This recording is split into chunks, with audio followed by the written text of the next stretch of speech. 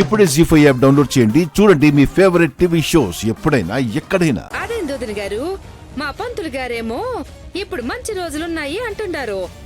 మరి మీ పంతులు గారు ఎందుకు చెప్పారు? ఆయనే చెప్పారా లేక?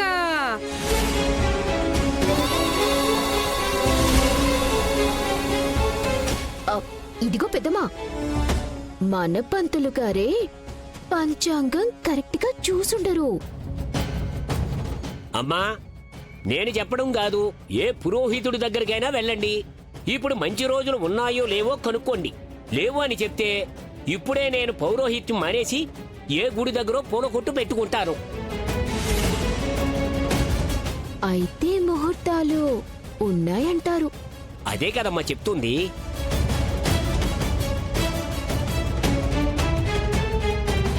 ముహూర్తాలుంటే మన పంతులు గారు ఎందుకలా చెప్పారు ఆనందా?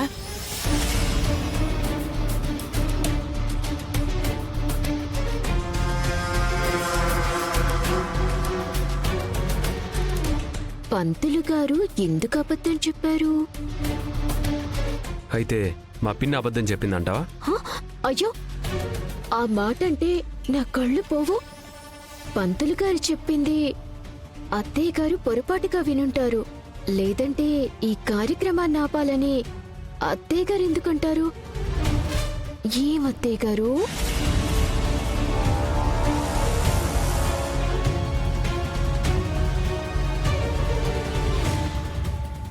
ఎట్టాగో ముహూర్తాలు ఉన్నాయి అంటున్నారు కాబట్టి పంతులు గారు ఒక్క నిమిషం ఉండండి, జాతకాలు తీసుకొస్తాను.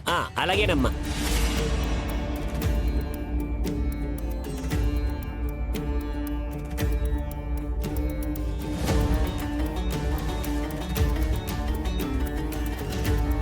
ఇగోండి పంతులు గారు.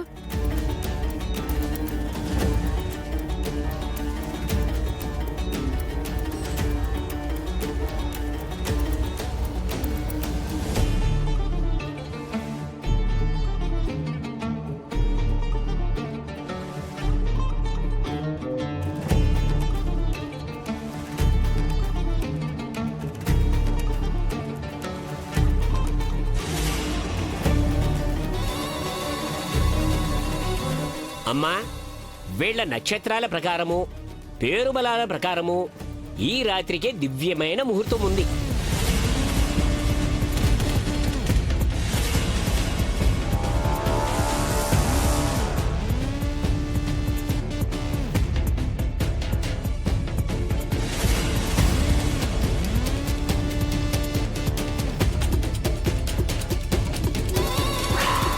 పంతులు రాకకి శరణ్య ఫోన్ నుంచి కాల్ వెళ్లడానికి కారకురాలు నువ్వా? నేను ఈ కార్యక్రమం ఆపాలని చూస్తే నేను జరగాలనుకున్నాను. ఇప్పుడెలా ఆపుతావు? ఆనందా, పంతులు గారు మంచి ముహూర్తం ఉంది అని చెప్తున్నారు. మరేం చేద్దాం? ఏం చేయడం ఏంటి? ఆ ముహూర్తానికే వీళ్ళ కార్యక్రమం జరిపించేద్దాం. ఎరా, ఏమంటావు? అవునన్నయ్య.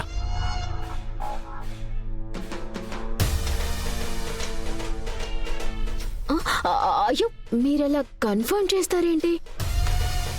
ఈ ఇంట్లో ఏ నిర్ణయం తీసుకున్నా చిన్నత్తయ్య గారే తీసుకోవాలి.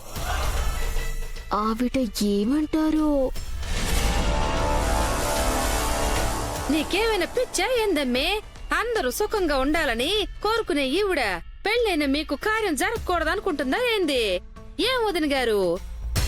చిన్నత్తయ్య గారు, మీరు వద్దు అంటే వద్దండి. ఎవరు ఎంత మంచి ముహూర్తం ఉందన్నా సరే, ఎవరు ఎంత ఇబ్బంది పెట్టినా సరే, నేనైతే శోభనం చేసుకోను.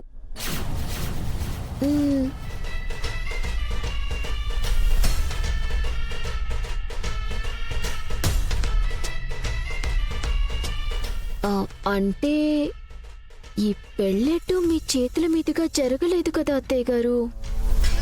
ఈ కార్యమైనా మీ చేతుల మీదుగా జరిపించుకోవాలని ఆశపడుతున్నాను అత్తయ్య గారు.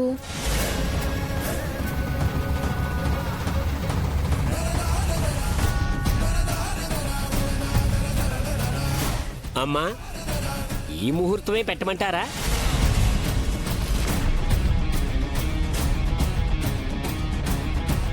కానివ్వండి పంతులు గారు.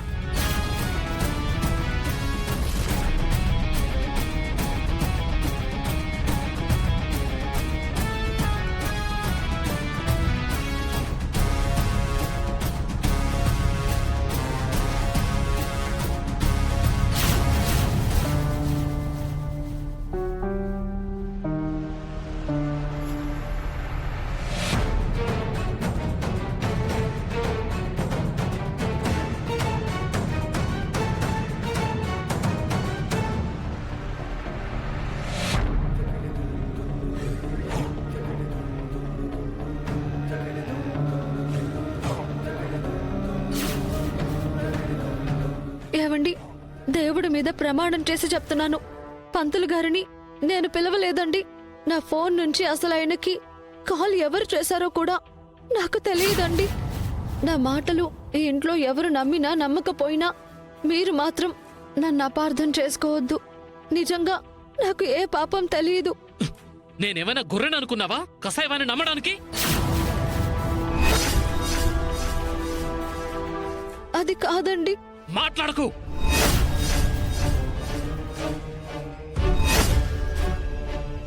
నువ్వు పిలవకపోతే నువ్వే పిలిచావని అబద్ధం చెప్పడానికి పంతులు గారికి ఏం అవసరం వచ్చింది? నీకు తెలియకుండా నీ ఫోన్ నుంచి వేరే వాళ్ళు కాల్ ఎలా చేస్తారు? అబద్ధం చెప్పడానికి కూడా ఒక హద్దు ఉండాలి. అయినా నా పిచ్చిగాని నీకు అబద్ధాలు చెప్పడం, మనుషుల్ని మోసం చేయడం అలవాటైన పనులే కదా. లేదండి, దేవుడి మీద ప్రమాణం చేసి చెప్తున్నాను కదా. అవును, నీలాంటి వాళ్ళందరికీ లోకువగా దొరికేది ఆ దేవుడే కదా. మీరు ఎన్ని అబద్ధాలు చెప్పినా, ఎన్ని మోసాలు చేసినా దేవుడి మీద ఒట్టు అంటే అందరూ నమ్మేస్తారని నమ్మకం.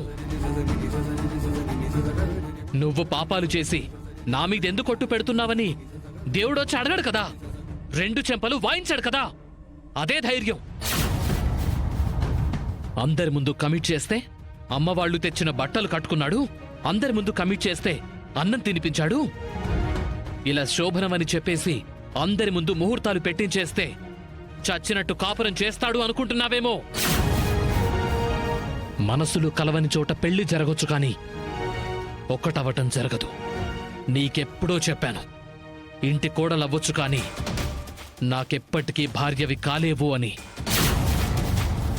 ఏ పరిస్థితుల్లో అయినా నిన్ను దగ్గరికి తీసుకునే పరిస్థితి వస్తే గనుక ఆ క్షణమే నేను చచ్చినట్టు లెక్క.